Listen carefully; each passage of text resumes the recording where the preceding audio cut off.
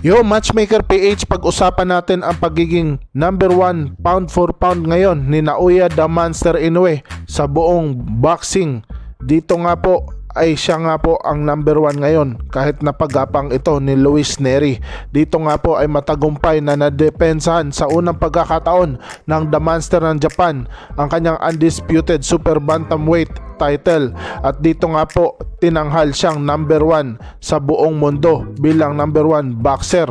Dito nga po ay pangalawa si Terence Bud Crawford at pangatlo si Alexander Usyk, at dito nga po ay matatalsik na itong si Naoya the Monster Inoue sa pagiging number 1 ranking.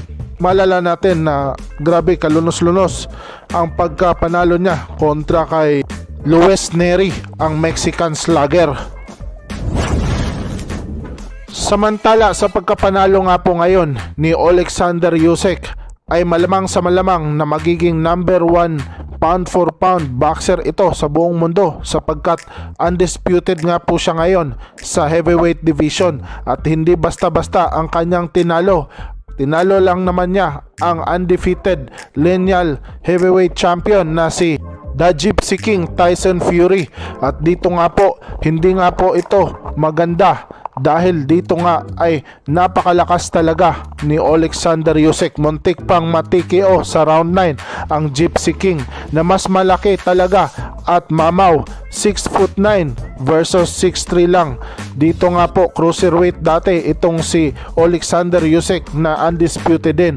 Pinakita niya talaga ang galawang Pacquiao kaya natungangan na lang itong si Tyson Fury.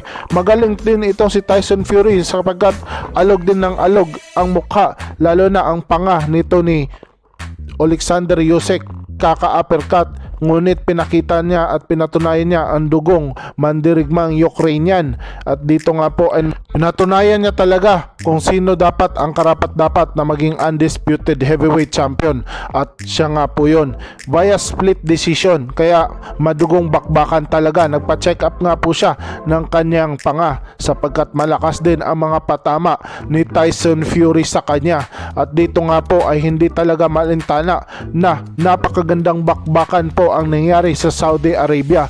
Kaya naman itong si Naoya the Monster Inoue ay pinaupulang saglitan sa number 1 pound for pound boxer sa buong mundo, ngunit mapapatalsik ito ni Usyk sapagkat hindi basta-basta ang tinalo ni Alexander Usyk, isang Gypsy King Tyson Fury na undisputed.